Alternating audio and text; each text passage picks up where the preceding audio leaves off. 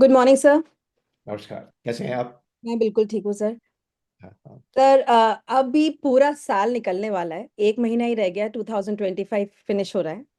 और राइट। इस 2025 के अंदर बहुत सारे ग्लोबल इवेंट्स ऐसे हुए जिनमें मार्केट में बहुत उतार चढ़ाव आया। हम्म। स्पेशली मार्केट ने कुछ खास रिटर्न ही नहीं दिया क्योंकि इतनी चीजें हुई हैं, जैसे कि जियो पॉलिटिकल टेंशन, हम्म। रशिया और यूक्रेन का वॉर, लग रहा हम्म। है चाइना और ताइवान का भी आगे हो सकता है, हम्म। यूएस की टैरिफ पॉलिसीज, डोनाल्ड हम्म। ट्रम्प इतना टैरिफ एकदम से लेकर आए इतनी सारी कंट्रीज में कि सारा ट्रेड इम्पैक्ट हुआ और उस हम्म। वजह से मार्केट पे बहुत इम्पैक्ट पड़ा।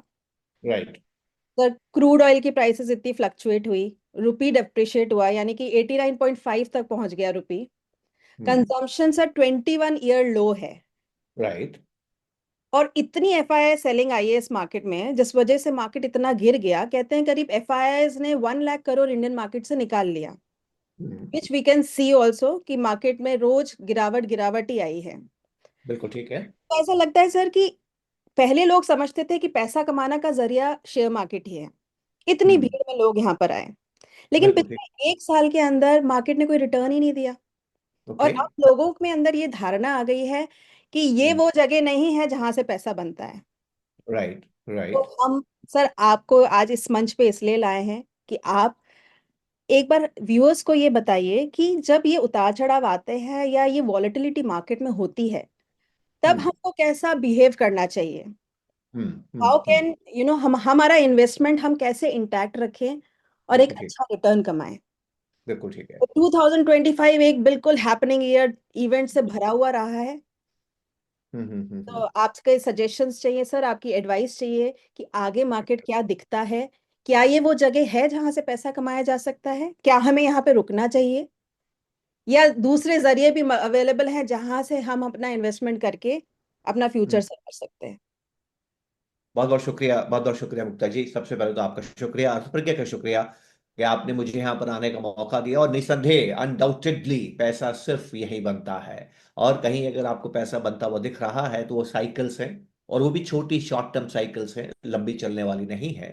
मैंने को जब से इकोनॉमिक समझ में आई है, मुझे एक ही बात समझ में आई है। पैसा, जो रियल पैसा जो बाजार में बनता है, अर्थव्यवस्था में बनता है, इकोनॉमी में बनता है मुक्ता जी, वो केवल एक ही टर्म उसको डिफाइन करती है। वो है वैल्यू एडिशन। वैल्यू एडिशन जब एक एक मजदूर, एक पूंजी जिसको आप कैपिटल बोलते हैं, लेबर कैपिटल, एक एंटरप्रेन्योर जो कि आइडिया लगाता है, रिस्क उठाता है, लैंड, ये चारों मिलके जब उद्यम करते हैं, किसी चीज का निर्माण करते हैं, तब समाज में संपत्ति का, दौलत का, वेल्थ का निर्माण होता है। और इसमें जो मजदूर है उसको वेजेस मिलती हैं, जो पूंजी है उसको ब्याज मिलता है, जो जमीन है उसको रेंट मिलता है। और जिसने सबको इकट्ठा करके मेहनत करके चीज का निर्माण किया है, एंटरप्रेन्योर जिसको आप उद्योगपति या व्यापारी कहते हैं, उसको प्रॉफिट मिलता है। इकोनॉमी में चार ही तरह के इनकम को माना गया है: rent, profit, interest and wages. मेरा यह मानना है कि सर्वाधिक पैसा तभी बनता है जब प्रॉफिट कमाने वाला जोखिम उठाता है। जो प्रॉफिट कमाने वाला है वही मजदूर को मजदूरी देता है, वही जमीन पे रेंट देता है, वही इंटरेस्ट का कैपिटल देता है, और इसको देने के बाद स्वयं के पास प्रॉफिट रखता है। तो क्योंकि इसने जोखिम उठाया है और बाकी सब लोगों की इनकम का भी इसने इंतजाम किया है, तो अगर वो कामयाब होता है तो प्रॉफिट का हिस्सा हमेशा बड़ा होता है। तो मेरे को इस चीज में कोई डाउट नहीं है। जब आपका ये सवाल है कि क्या यहाँ पैसा बनता है, तो पैसा यहीं बनता है, सबसे ज्यादा पैसा यहीं बनता है, वैल्यू एडिशन यहीं होती है। पर मुक्ता जी, एक ईमानदारी से आपसे एक सवाल पूछूंगा। मुझे इस बात से एतराज है जब आपने कहा कि लोगों को लगने लगा है कि यहाँ पैसा बनेगा क्या, एक साल से रिटर्न नहीं आया है। चलिए कल्पना करते हैं, यहाँ 2021 में रिटर्न आया था, 2022 में रिटर्न आया था, 2023 में भी रिटर्न आया था, 2024 के भी आधे साल तक रिटर्न आया था। अगर लगातार हर साल रिटर्न आएगा मुक्ता जी, तो बताइए क्या होगा? सभी लोग सारा काम धंधा छोड़ के यहीं आ जाएंगे ना। और जब सभी लोग यहाँ आएंगे तो रिटर्न मिलेगा? नहीं मिलेगा। यहां आपको रिटर्न क्यों मिल रहा है? क्योंकि यहां पर आपको भरोसा नहीं है कि किस साल बाजार बढ़ेगा, किस साल बाजार गिरेगा, हम ये जान ही नहीं सकते हैं। अगर हर साल बाजार में रिटर्न मिलेगा तो फिर लोग कहीं और जाएंगे ही नहीं ना, सभी लोग यहां आ जाएंगे। और जब सभी लोग यहां आ जाएंगे तो इकोनॉमी में सभी तो पैसा नहीं बना सकते हैं, वो संभव ही नहीं है। तो इस बाजार की शक्ति इसी में है कि आपको नहीं मालूम बाजार कब गिर जाए और ये बाजार ऊपर नीचे होता है। मुझे तो जब बाजार में पैसा नहीं बनता ज्यादा ज्यादा खुशी होती है। आपको सिर्फ ये जानने की जरूरत है आप किस स्टेज में हैं। अगर आप डिस्ट्रीब्यूशन के स्टेज में, अगर आपको इस साल पैसा निकालने की जरूरत है और बाजार अच्छा नहीं कर रहा है, तो आपको मायूस होना चाहिए और होंगे भी। पर अगर आपको पैसे की जरूरत नहीं है, मुझे पैसे की जरूरत नहीं है, मेरा बड़ा पैसा बाजार में लगा हुआ है, और जिस तरह से मुक्ता जी मेरा पैसा बाजार में लगा हुआ है, अगले 3-4 साल तक मेरे और मेरे परिवार को जो भी खर्चा करना है वो हमने बॉन्ड्स में और हाइब्रिड फंड्स में रखा है, जिसपे बाजार का असर नहीं पड़ता है। तो अगले 2-3-4 साल में जो भी मुझे पैसे की जरूरत पड़ेगी, मैं बाजार की तरफ देखूंगा ही नहीं। मुझे इस बाजार से पैसा निकालने की जरूरत है 4-5 साल के बाद में। और अगर 4-5 साल के बाद बाजार में पैसा निकालने की जरूरत है, मेरा बड़ा पैसा बाजार में लगा हुआ है, छोटा पैसा मेरे को बाजार में लगाना है, बाजार गिरता है तो मुझको ये अवसर नजर आता है, मुझे मायूसी नहीं होती, मुझे दुख नहीं होता है। मैं बहुत खुश हूं कि बाजार ने 3 साल तक रिटर्न नहीं दिया और पिछले 1.5 साल से नहीं दे रहा है, क्योंकि यही 1.5 साल मेरे लिए कंसोलिडेशन का, यही 1.5 साल मेरे लिए एक्यूमुलेशन का फेज है, और आगे जाके ये मेरे लिए ज्यादा धन का निर्माण करता है, ज्यादा वेल्थ क्रिएट करता है। बस ये समझ की बात है कि आप कहाँ खड़े हैं और आपको कितना यात्रा आपकी हो गई है और कितनी यात्रा आपको तय करनी है। तो बाजार कभी भी हमेशा के लिए सबके लिए अच्छा नहीं होगा, हमेशा सबके लिए खराब नहीं होगा। पर जो लॉन्ग टर्म इन्वेस्टर है, जिसको पैसे की अभी जरूरत नहीं है, उसके लिए समय समय पे बाजार करना बहुत जरूरी है। पहले तो मैं आपको ये कहना चाहता हूँ। दूसरी सबसे जरूरी बात, इसके पहले कि मैं उन खबरों पे आऊं जिस खबरों का आपने जिक्र किया, मैं आपसे एक बहुत जरूरी बात कहना चाहता हूं। मुक्ता जी, क्या आप ये जानती हैं और ये मानती हैं कि बाजार कभी भी गिर सकता है? इस बात पे बिल- यकीन है? बिल्कुल सर, बिल्कुल। भले ही हमारी कैलकुलेशन कुछ भी हो, हम कितना ही माने कि बाजार ऊपर जाएगा, उसके बाद भी कुछ हो सकता है और बाजार गिर जाए। ऐसा हो सकता है कि नहीं हो सकता है? और हो सकता है, और हिस्ट्री ने भी यही दिखाया है जब से बाजार मैंने भी यही आया है और बताया। आज तक 2025 में कितने उतार चढ़ाव आए हैं। अगर तो इंडिया हम, को लें तो हर्षद मेहता स्कैम, केतन पारेख स्कैम उस टाइम गिरा। फिर वो .com बबल आया, हाँ, लीमन ब्रदर क्राइसिस आया। अचानक गिरा ना 2008 जनवरी, किसने वही। सोचा था बाजार गिरेगा? ठीक है, अच्छा, फरवरी 2020 में कौन जानता था कि अगले 1 महीने में बाजार 40% गिर जाएगा? किसने सोचा था? किसी तो ने ये नहीं। बाजार कभी भी गिर सकता है, डेफिनेटली। ये मानती हैं? अच्छा, बिल्कुल। आप ये मानती हैं कि बाजार ऊपर नीचे होता है? Yes sir. तो ये बाजार की प्रकृति है, और आपको प्रकृति को समझना होगा। जब आप प्रकृति को समझती हैं तो एक बहुत जरूरी संदेश मैं देना चाहता हूं मुक्ता जी, बेहद जरूरी है। आप और मैं शहर में रहते हैं, आप जयपुर में रहती हैं, मैं जोधपुर में रहता हूं। जब हम शहर में रहते हैं तो शहर की एक संस्कृति होती है, हम मानव समाज के हिस्सा हैं। मानव समाज सभ्य होता है, इसको हम सिविलाइज सोसाइटी कहते हैं। जब आप सिविलाइज सोसाइटी में रहते हैं तो सिविलाइजेशन का निर्माण होता है, और जो सिविलाइजेशन है इसको आप सभ्यता कहते हैं। हर सभ्यता की एक संस्कृति होती है। मुक्ता जी, आप जानते हैं संस्कृति में क्या होता है? हम कमजोर की मदद करते हैं, कमजोर की रक्षा करते हैं, कमजोर की सहायता करते हैं। जो हमारे घर में कमजोर होता है उनका हम ध्यान रखते हैं, बच्चों का हम ध्यान रखते हैं, वयोवृद्ध का हम ध्यान रखते हैं, बीमार लोगों की मदद करते हैं। तो संस्कृति हमें क्या सिखाती है कि कमजोर की रक्षा करनी है, कमजोर की मदद करनी है। पर बाजार तो प्रकृति को समझना है।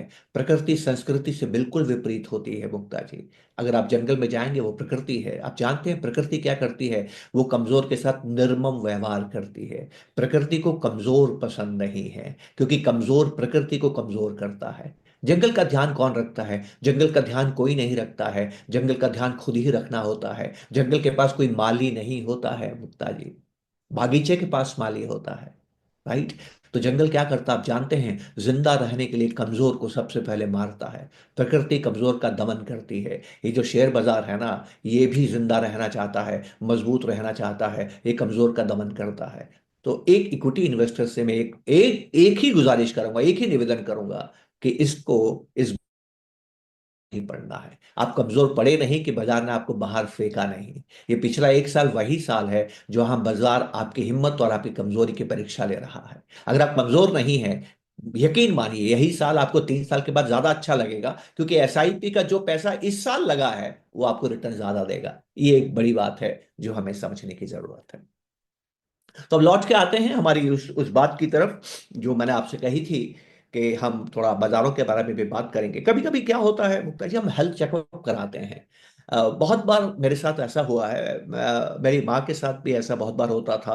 मैं उनके साथ कभी जाता था, हॉस्पिटल जाता था। मेरी माँ की डायबिटीज़ की थोड़ी सी पेशेंट थी, ब्लड प्रेशर की भी पेशेंट थी, पर शुरुआती दौर में उनको अच्छा नहीं लगता था और हम डॉक्टर के पास जाते थे, और डॉक्टर ब्लड रिपोर्ट लेता था और जांच करता था। सारी जांच करने के बाद डॉक्टर बोलता था कि आपको किसी प्रकार की कोई कमी नहीं है, बीपी भी कंट्रोल में है, डायबिटीज भी कंट्रोल में है, सारे के सारे पैथोलॉजिकल रिपोर्ट्स अच्छी आई हैं, आप ठीक हैं। और माँ कहती है नहीं मैं ठीक नहीं हूँ, मुझे अच्छा नहीं लगता है। ऐसा बहुत बार मैंने अनुभव किया है।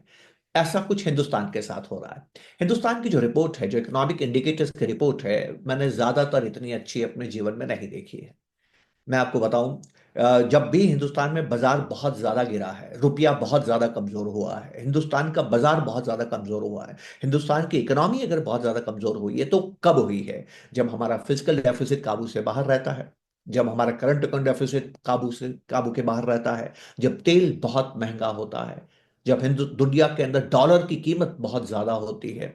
ऐसा समय हिंदुस्तान की इकोनॉमी बहुत चिंतित हो जाती है और बहुत खराब करती है, और बाजार में तीव्र बहुत तेजी से गिरावट आती है। लेकिन क्या आप जानते हैं, इस वक्त ये चारों ही चीजें हिंदुस्तान के पक्ष में हैं। और एक बहुत मजबूत बात मैं आपको बताता हूँ, जबरदस्त बात बताता हूँ।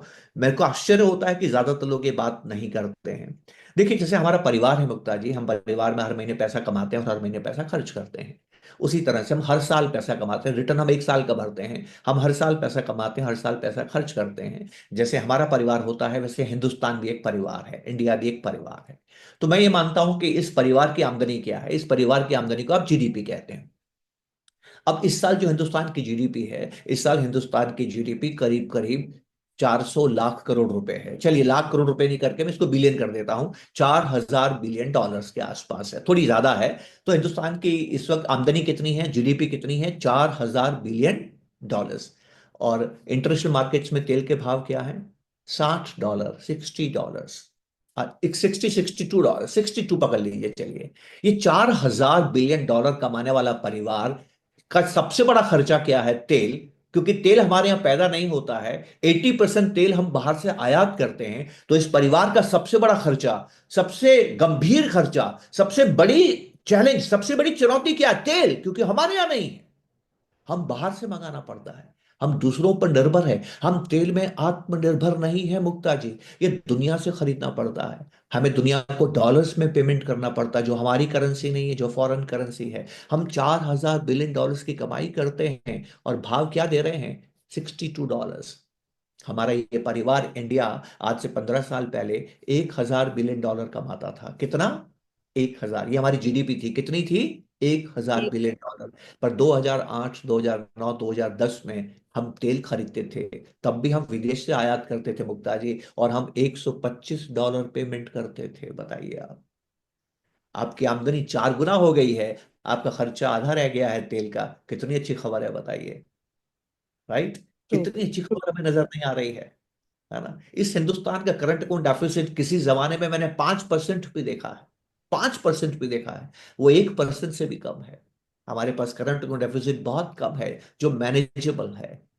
मैंने इसी हिंदुस्तान के अंदर 15% की महंगाई देखी है मुक्ता जी। और इस वक्त आरबीआई परेशान है कि महंगाई जो हम टारगेट कर रहे हैं उससे नीचे है। आरबीआई चाहती है कि महंगाई 4 से 6% के बीच में रहे, पर हमारी महंगाई 1% से कम है। बताइए, और क्या चाहिए आपको? जीवन में ऐसे क्षण, इतने बढ़िया क्षण मैंने कभी नहीं देखे। ज्यादातर मैंने देखा है सरकारें टैक्स लगाती हैं, इस साल सरकार ने टैक्स कम किया है। तो कितनी अद्भुत बात है। तो मैंने बहुत लंबे समय के बाद देखा है कि आपकी जो रिपोर्ट है, जो पैथोलॉजिकल रिपोर्ट है, आपकी जो ब्लड रिपोर्ट है, मैक्रो इंडिकेटर्स की रिपोर्ट है, वो शानदार है। और मुझे लगता है कि बाजार को अच्छा करना चाहिए, नहीं कर रहा है उसके कुछ कारण होंगे, पर बाजार अच्छा करना चाहिए। आगे जाके बाजार अच्छा करेगा, और हमें इस बाजार में बैठे रहना चाहिए। मेरा जवाब बहुत लंबा नहीं हो जाए, इसलिए वापिस मैं आपकी तरफ आपके रखता हूं कि अब जो आपने मुद्दे उठाए थे, उसमें से एक करके एक एक मुद्दे को हम पकड़ते हैं, और हम इसमें आगे बढ़ने की कोशिश करते हैं। सर यही कहना चाह रही थी कि आपने जो कहा मैं बहुत ज्यादा रिलेट इस वजह से कर पा रही हूँ, क्योंकि जो बाहर की कंट्री से मूडीज की रिपोर्ट या मॉर्गन स्टैनली की रिपोर्ट आ हाँ, रही है, तो वो सब इंडियन मार्केट की जीडीपी का प्रोजेक्शंस बहुत अच्छा बता रहे हैं, बोल रहे हैं कि right। एक ग्रोइंग इकोनॉमी इंडिया ही रहने वाली है।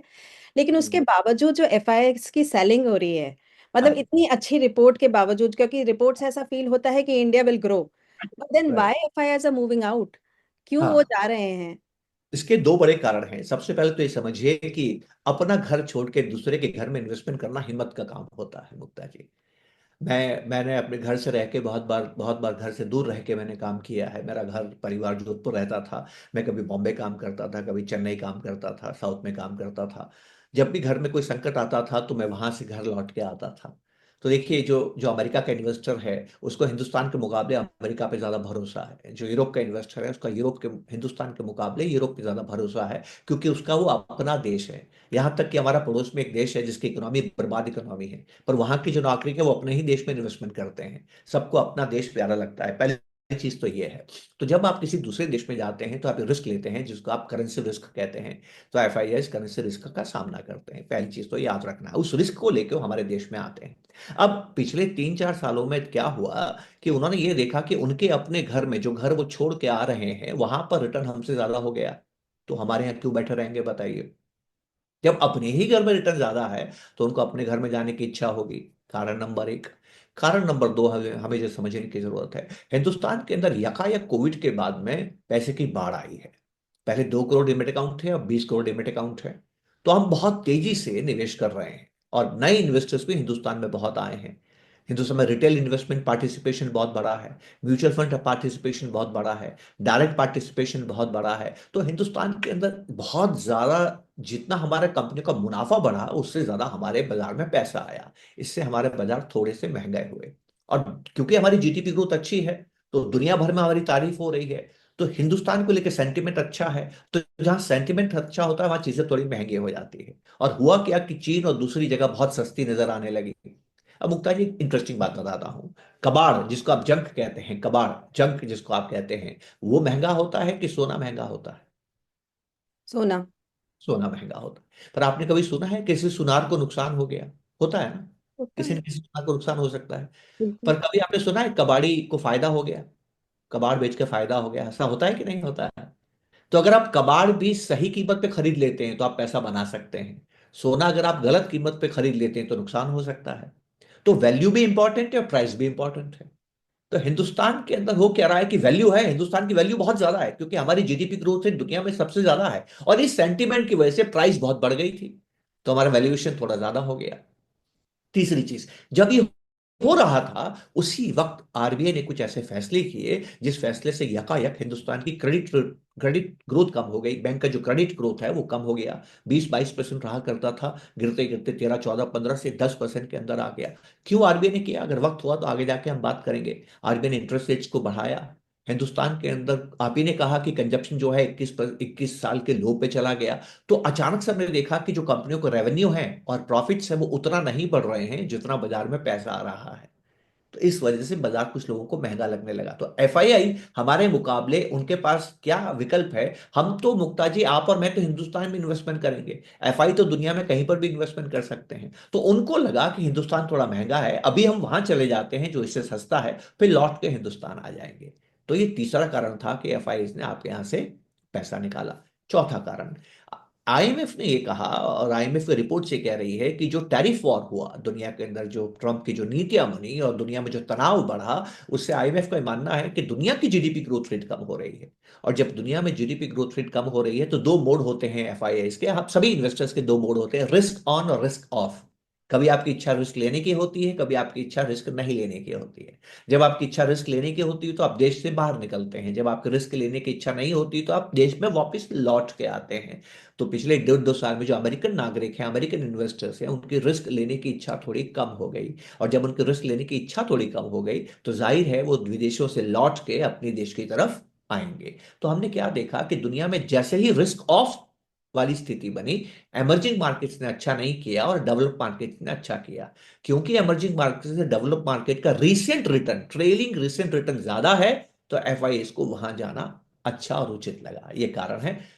तो इसका मतलब क्या हुआ? इसका मतलब ये हुआ कि जैसे ही रिस्क ऑन मोड पे दुनिया वापस आएगी, वैसे ही एफआई लौट के वापस आपके पास आएंगे। मुक्ता जी, मेरा संदेश आपको एक है, आप चिंता नहीं कीजिए विदेशी जा रहा है, आप चिंता ये कीजिए कि विदेशी आएगा तब क्या होगा। ये पूछिए अपने आप से कि वो वापस आएगा या नहीं आएगा। ये मत पूछिए कब आएगा, ये पूछिए आएगा या नहीं आएगा। अगर आपको लगता है विदेशी आएगा तो आने के बाद बाजार में जाने से आपको नुकसान ही होगा, फायदा नहीं होगा। आपको बाजार में उसके आने से पहले रहना है ताकि आपको वो फायदा हो सके। किसे एक सवाल ये आता है कि जापान में इंटरेस्ट रेट बहुत सालों तक जीरो रही, और हम्म। अब उन्होंने इंटरेस्ट रेट करीब उनकी 10 ईयर बॉन्ड यील्ड 1.8% तक पहुंच गई है। अब इसका इम्पैक्ट ग्लोबली बहुत पैनिक जब ये हुआ तो ग्लोबली बहुत पैनिक सिचुएशन क्रिएट हुई। और सारे, क्योंकि लोग बाग लोन ज्यादातर सारी कंट्रीज जापान से ही लेती हैं फॉर 0% इंटरेस्ट, इंडिया भी उसमें शामिल है। तो इन्होंने ये जो स्टेप उठाया इंटरेस्ट रेट लाने का, इस वजह से हमारे मार्केट पे या बाकी सारी कंट्रीज पे सर उसका इम्पैक्ट कितना पावरफुल रहेगा? देखिए, जापान एक अपने आप में एक बड़ी दिलचस्प कहानी है, और मुझे नहीं लगता कि मैं पूरे विस्तार से यहाँ बात कर पाऊंगा, वीडियो बहुत लंबा हो जाएगा, लेकिन मोटा मोटा मैं बताने की कोशिश करता हूँ। जापान में बहुत तेजी से इकोनॉमिक और मार्केट का ग्रोथ हुआ। 1985 से लेकर 1992 में जो तीव्र रफ्तार से वहां का बाजार बढ़ा है, 4 गुना बाजार बढ़ गया था इन 7 सालों के अंदर, वो जो तेजी से बढ़ा, बहुत कम मुल्कों में मैंने उस तेजी से बाजार को बढ़ते देखा। और कुछ कारण हुए, उन कारणों में मैं नहीं जाता हूँ। 92 के बाद यकायक वहां पर एक गिरावट आती है, और उसके बाद जो जो इकोनॉमी है एक जापान की, बिल्कुल अच्छा नहीं करती है। एक्सपोर्ट में वो पिछड़ जाता है, वो चाइना का मुकाबला नहीं कर पाता है। सन 2000 में चाइना डब्ल्यूटीओ में आ जाता है, और चाइना के डब्ल्यूटीओ में आने के बाद जापान पिछड़ता जाता है।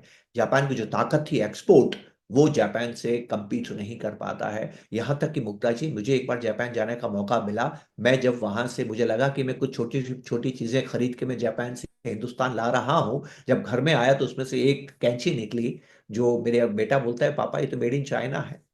तो मुझे बड़ी, उसने उसमें छोटा सा लिखा हुआ मुझे दिखाया, पापा आप जापान से लाए कि चाइना से लाए? मैंने कहा बेटा जापान से लाए। नहीं पापा देखिए, इस पे मेड इन चाइना लिखा हुआ है।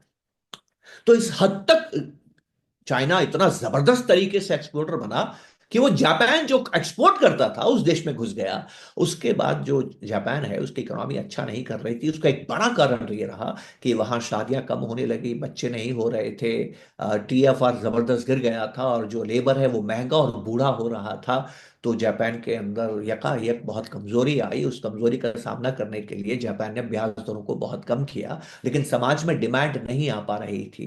तो जब डिमांड नहीं आ पा रही थी तो जापान की सरकार को यील्ड कर्व मैनेजमेंट करना पड़ा। यील्ड कर्व मैनेजमेंट का मतलब यह है कि लॉन्ग टर्म की ब्याज दरों को थोड़ा ज्यादा रखना और शॉर्ट टर्म की ब्याज दरों को कम रखना, ताकि लोगों को लगे कि आने वाले समय में मैं ब्याज से पैसा कमा सकता हूं, और उनमें सेंटीमेंट अच्छा हो और पैसा खर्च करे। यील्ड कर्व मैनेजमेंट के बाद भी वहां की डिमांड नहीं बढ़ रही थी। तो जापान ने बहुत ज्यादा पैसे की सप्लाई भी की। तो इस वक्त जो जापानीज गवर्नमेंट के ऊपर उधार है वो दुनिया में किसी सरकार के उधार नहीं है। मतलब वहां का जो सेंट्रल बैंक है वो बॉन्ड्स खरीदता रहा, जितना वो बॉन्ड्स खरीदता रहा उतना समाज में पैसा आता रहा, और उस पैसे ने जापान की मदद नहीं की। जापान में रिवाइवल नहीं हुआ। उल्टा क्या हुआ कि जापानीज ने वो पैसा उठा के विदेशों में पैसा जमा करना शुरू कर दिया, और उस पैसे से पैसा कमाने लगे। इसको येन करी ट्रेड कहते हैं। तो पिछले कई सालों से येन करी ट्रेड चल रहा था। जापान एक बड़ी इंटरेस्टिंग जगह है। जब भी किसी किसी देश में जब इंटरेस्ट रेट कम होता है ना, तो वहाँ की करेंसी महंगी हो जाती है। पर जापान की करेंसी भी महंगी नहीं हुई, क्योंकि जापान की जो सेंट्रल बैंक है वो लगातार पैसों को सप्लाई करके इंटरेस्ट रेट को कम रखता रहा। तो जापान की करेंसी भी महंगी नहीं हुई, इसलिए जापान करेंसी की सप्लाई का एक बहुत बड़ा देश बन गया। तो जापान को दुनिया का नेट क्रेडिटर कहते हैं। हर देश में जापान का पैसा, हर बड़े देश में जापान का पैसा जमा है। अब आ गया कोविड। कोविड में दुनिया भर के अंदर सरकारों ने खूब पैसा किया समाज की मदद करने के लिए। कोविड में बड़ी से बड़ी सरकारों ने, बड़ी से बड़ी सेंट्रल बैंक्स ने बहुत नया पैसा भी सप्लाई किया। यूरोप में हुआ, अमेरिका में हुआ। जब यूरोप और अमेरिका में मॉनेटरी पॉलिसी में ब्याज दरों को कम करके बहुत ज्यादा पैसा छापा गया, और फिजिकल डेफिसिट करके बहुत ज्यादा लोगों को मदद की गई, तो कोविड समाप्त होने के बाद जब बाजार खुले तो वहां यकायक ऐसी महंगाई आई जो दुनिया भर में महंगाई नहीं आई थी। 40 साल के बाद लोगों ने यूरोप में महंगाई को वापस आते हुए देखा। और उस महंगाई का असर यह हुआ कि जापान में भी थोड़ी सी महंगाई आने लगी। आपको जान के आश्चर्य होगा कि 2 साल पहले जापान में पहली बार 25 साल के बाद वेज इंक्रीज हुआ। वेज इंक्रीज, लोगों की तनख्वाहें बढ़ी पहली बार। और जापान के अंदर पहली बार हमने ब्याज दरों को बढ़ते हुए देखा। अब जब जापान में ब्याज दरें बढ़ रही थी तो अभी तक लोग जापान से पैसा उधार लेके अपने देश में क्यों इन्वेस्ट कर रहे थे? क्योंकि वो मानते थे कि यहाँ ब्याज दरें नहीं बढ़ेंगी और करेंसी महंगी नहीं होगी। जब वो ये मानते थे तो उनको डर नहीं लगता था। जो करेंसी रिस्क है उससे डर नहीं लगता था, तो जापान से पैसा लेते जाते थे और दुनिया में जमा करते जाते थे। अब उनको डर लगने लगा है, अरे जापान में भी इंटरेस्ट रेट बढ़ रहे हैं, जापान की करेंसी महंगी हो सकती है। तो ऐसे में उनको डर लगता है, और अपनी जोखिम को कम करने के लिए वो बाहर के विदेशों से पैसा बेचकर वापस जापान में लेके आएंगे। अगर ऐसा करते हैं, मान लीजिए एक जापानीज के पास में बॉन्ड्स हैं, यूएस बॉन्ड्स हैं, तो वो क्या करेगा, यूएस बॉन्ड्स को बेचेगा। तो जब यूएस बॉन्ड्स को बेचेगा तो बॉन्ड्स की कीमत बेचने की वजह से कम हो जाएगी, और बॉन्ड्स की कीमत कम होने से सब जानते हैं कि यील्ड बढ़ जाती है, कर सकती है, जो कि यूएस को भारी नुकसान पहुंचा सकती है। इसलिए जापान को लेकर दुनिया थोड़ी चिंतित है। बहुत से एक्सपर्ट ये कह रहे हैं कि अगली जो दुनिया की गिरावट है वो जापान ही लेके आएगा। ऐसा डर भी दुनिया बता रही है, हालांकि जितना डर बता रही है उतना है नहीं। दुनिया डराती ज्यादा है क्योंकि डर बिकता है, मेरा ये मानना है। अभी भी दुनिया के अंदर बहुत ज्यादा बियरी सेंटिमेंट्स अभी नहीं है। हाँ, चिंतित सेंटिमेंट्स है, पर बियरी सेंटिमेंट्स नहीं है। तो उम्मीद सर, करता हूँ थोड़ा सा बात समझ में आया होगा। बिल्कुल सर। तो सर हम ये मानते हैं कि ये उतार चढ़ाव तो मार्केट की प्रवृत्ति है, ये तो चलेगा ही। तो हाँ, एक इन्वेस्टर को जब यहाँ पे पैसा लगाना है तो हम्म, एक अपना गोल सेट करके आए।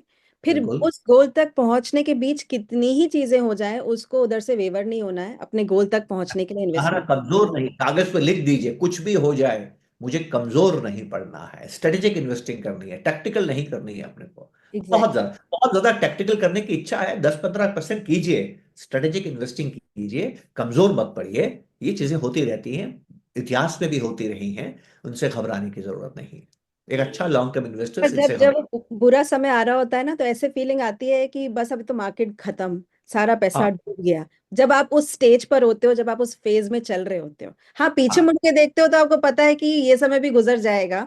लेकिन हम्म। उस टाइम अपने आप को कंट्रोल करना बड़ा मुश्किल होता है, जब आप एक बुरे समय में चल रहे होते हैं। एक्चुअली ऐसा होता ये है, मुक्ता जी, बहुत आसानी से मैं आपको बताता हूँ।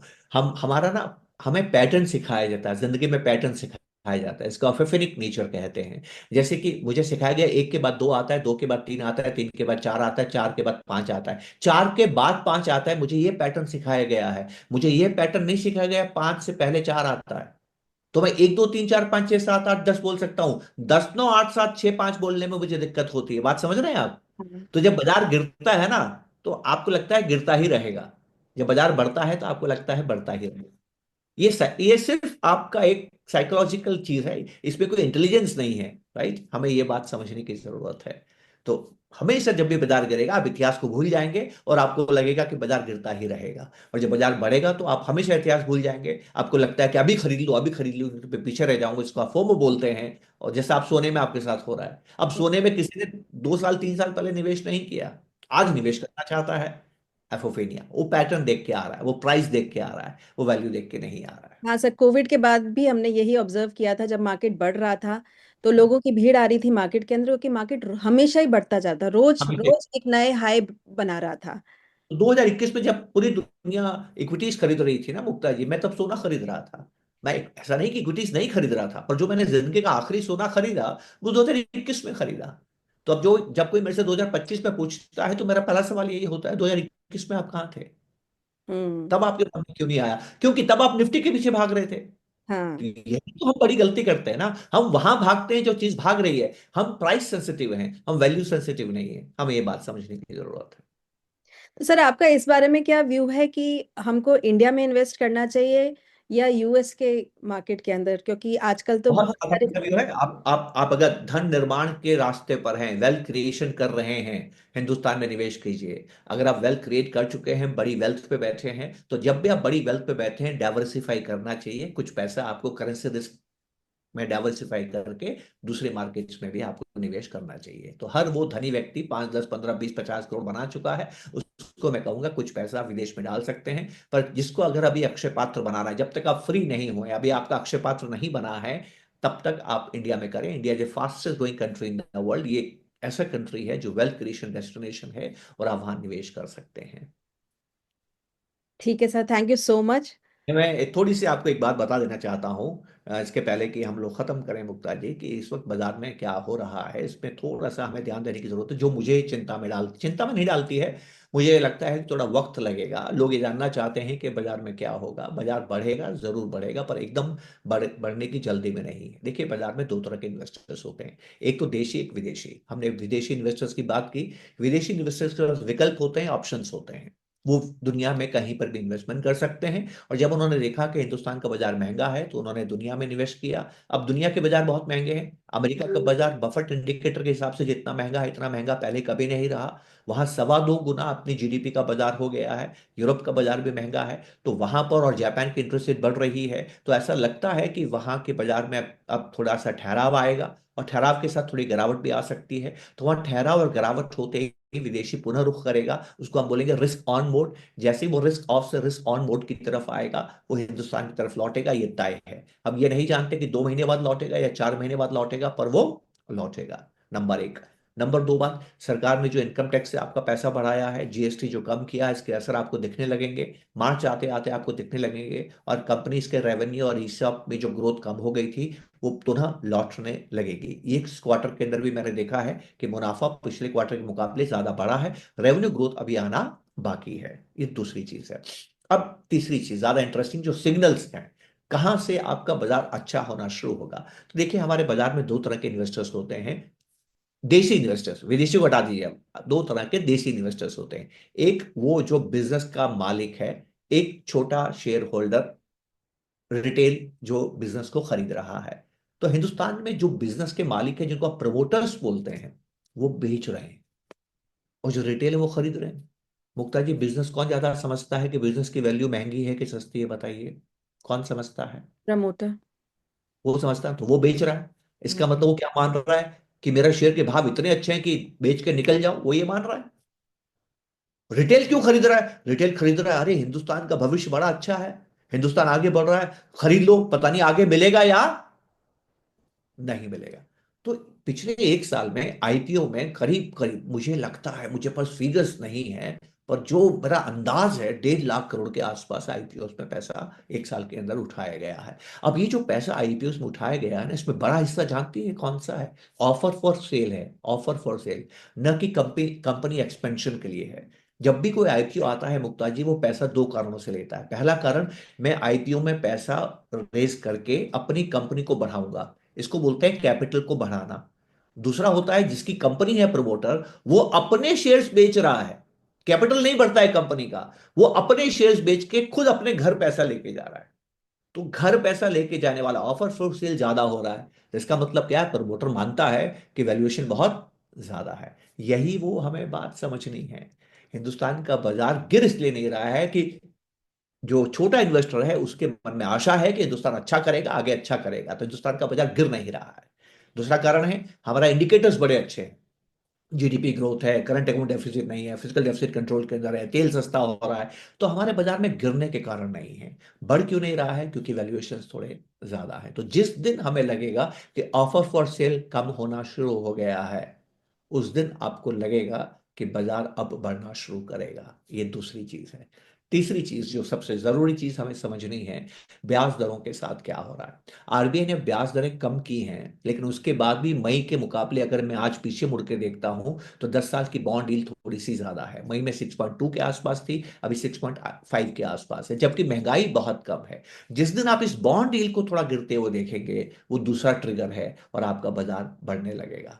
मुझे लगता है बहुत जल्दी आरबीआई को मौका मिलेगा इंटरेस्ट रेट्स को और कम करने का, क्योंकि ऐसे संदेशे आ रहे हैं कि दुनिया में इंटरेस्ट रेट्स कम हो सकते हैं। क्यों कम हो सकते हैं? अगर जापान वाली कहानी होती तो उल्टा हो गया, पर अगर वो नहीं होता है, ऐसा माना जा रहा है कि federal reserve interest rates America में और कम करेगा। इंटरेस्ट रेट जापान की यील्ड बढ़ने के बाद भी अमेरिका में बढ़ा नहीं है, वो 4 के आसपास बना हुआ है। अगर अमेरिकन बॉन्ड यील्ड थोड़ी सी नीचे आती है, तो आरबीआई को मौका मिलेगा ब्याज दरें कम करने का, क्योंकि पहले से ही हमारे यहाँ रेपो रेट्स बहुत ज्यादा है। मेरा ये मानना है कि संभावना इस बात की ज्यादा है कि आरबीआई ब्याज दरें आने वाले समय में कम करेगा। ये तीसरा ट्रिगर है जो कि आपके बाजार को सहारा देगा। और चौथा है कि हमारी रेवेन्यू और ईपीएस ग्रोथ लौट के आएगी। ये चारों चीजें आपको मार्च आते आते नजर आएगी।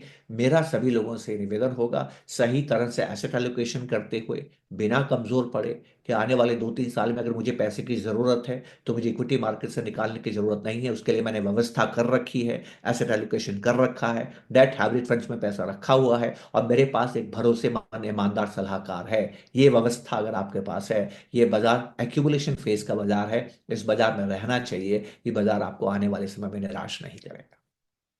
Thank you so much sir, आपने टाइम निकाला और आप हमारे व्यूअर्स को ये सारी आपने चीजें। मुझे ये दावत दी, यहाँ बुलाया और मुझे मौका दिया, इसके लिए बहुत बहुत शुक्रिया। अर्पण का शुक्रिया। आप सभी लोगों को ईश्वर का आशीर्वाद मिले। नमस्कार, जय हिंद। Thank sir you. मैं अपने व्यूअर्स से एक और रिक्वेस्ट करूंगी कि और आगे ऐसे वीडियोस के लिए आप हमारे चैनल को सब्सक्राइब कीजिए। तो आपको वो नोटिफिकेशंस आते रहेंगे जब हम कृष्ण सर के साथ आके और मार्केट के बारे में और अलग अलग चीज़ों के बारे में बात करेंगे। बिल्कुल ठीक कहा आप मुक्ता जी। दोस्तों आप सभी हमें ऊर्जा मिलती है, मुक्ता जी को और प्रज्ञा को ऊर्जा मिलती है, हिम्मत आती है नए वीडियोस बनाने के लिए। हम लालायित होते हैं जब आप उनको सब्सक्राइब करते हैं, लाइक करते हैं, शेयर करते हैं, और सबसे बड़ी बात कमेंट करते हैं। नेगेटिव कमेंट है, नेगेटिव कमेंट भी कीजिए। हमें नेगेटिव ज़्यादा ज़्यादा ज़रूरी है, मौका मिलता है। नेगेटिव का मतलब ये नहीं कि हम ऊपर व्यक्तिगत प्रहार करें। नेगेटिव का मतलब ये है कि आपके जो विचार हैं उनसे मैं सहमत नहीं हूं, और क्यों सहमत नहीं हूं वो हमें चीजों को देखने के लिए नया नजरिया देते हैं। तो मैं आपका स्वागत करूंगा। कबीरदास भी कहते थे, निंदक नियरे राखिए। जो आपकी निंदा करते हैं वो आपके साथ जरूर रहने चाहिए, क्योंकि वो आपको बेहतर बनाते हैं। तो मेरा आपकी बात सही है मुक्ता जी। प्लीज सब्सक्राइब करें अगर आपको हमारा वीडियो अच्छा लगा है, शेयर भी करें, कमेंट भी करें। बहुत बहुत शुक्रिया मुक्ता जी, नमस्कार, जय thank Hind, thank you. Thank you.